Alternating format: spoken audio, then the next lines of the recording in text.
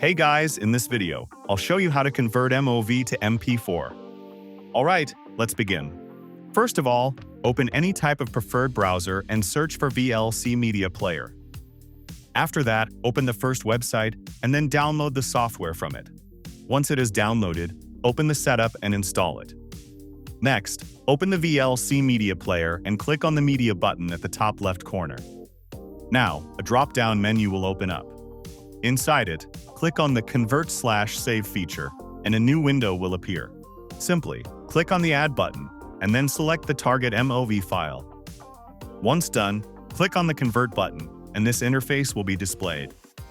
Here, get to the Profile feature, and then select MP4 from the drop-down menu. After that, click on Browse, and then select the target location where you would like to save the file. Next, click on Start, and then wait for it to be completed. Once done, get to the destination folder, and you can see that the video has been converted successfully. So that's basically how you can convert MOV to MP4. And that's it for this video. If you find this helpful, consider subscribing and giving this a big thumbs up. Thanks.